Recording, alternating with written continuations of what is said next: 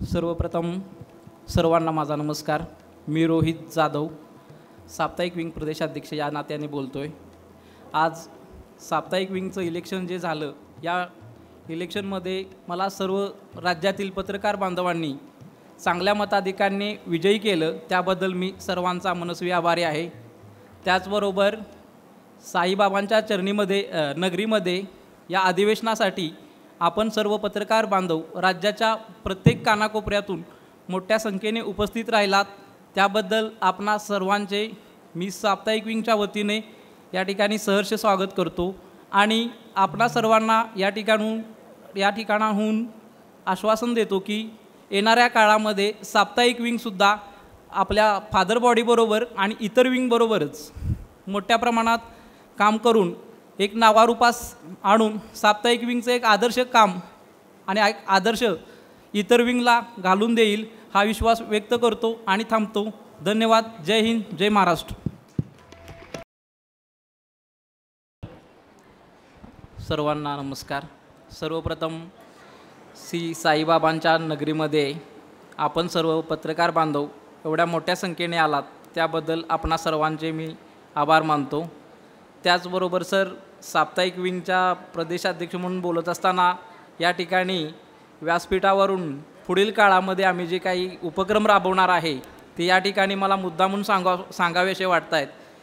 जे आदिस्वीकृतीधारक पत्रकार आहेत त्यांचे काही प्रश्न असतील ते सोडवण्यासाठी आम्ही येणाऱ्या काळात प्राधान्य देणार आहोत।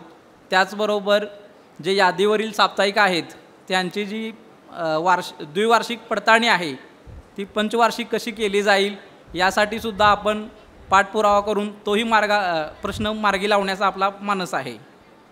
त्याचबरोबर जे साप्ताहिक आहेत, साप्ताहिकांना आज दुय्यम दर्जाची वागणूक दिली जाते। साप्ताहिकांना कोणीच वाली नाही का, साप्ताहिक कोण बघणार किंवा साप्ताहिकांना कशी मदत होणार आणि साप्ताहिक कशी चालली पाहिजेत आणि साप्ताहिक या स्पर्धेच्या युगामध्ये कशी तग धरून राहतील।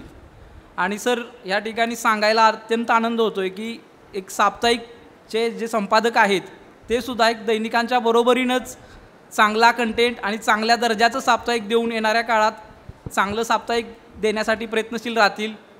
त्यांच्यासाठी सुद्धा आपण जाहिराती मिळाव्या म्हणून हा सुद्धा उपक्रम आपण परत एकदा हाती घेतो आहे। 4 जुलैला आपण पूर्ण राज्यामध्ये लाक्षणिक उपोषण केलं होतं, त्यानंतर 10 जुलैला आपण आझाद मैदानावरती उपोषण झालं होतं। त्यावेळेससुद्धा CM साहेबांनी आपल्याला शब्द दिला होता की पत्रकार बांधवांच्या सर्व मागण्या आम्ही सोडवू आणि पत्रकार बांधवांसाठी महामंडळ निश्चितपणानं स्वतंत्र महामंडळाचा शब्द दिला होता। तर हा सुद्धा प्रश्न आपण सर येणाऱ्या काळामध्ये उचलून धरूया आणि साप्ताहिकांचे जे प्रश्न आहेत ते पण सोडवू आणि सर्वांना सोबत घेऊन साप्ताहिक विंग असेल, रेडिओ विंग असेल, इलेक्ट्रॉनिक मीडिया विंग असेल, फादर बॉडी असेल, यांचा अत्यंत चांगला समतोल येणाऱ्या काळामध्ये साप्ताहिक विंगच्या माध्यमातून आम्ही राखून ठेवू आणि आमच्या साप्ताहिक बांधवांना सर्वांना कोणत्याही अडचणी असतील तर ते आम्ही आपल्या माध्यमातून निश्चितपणे चांगल्या पद्धतीने सोडवू। ह्याच या ठिकाणी आपल्याला शब्द देतो आणि मी थांबतो। जय हिंद, जय महाराष्ट्र।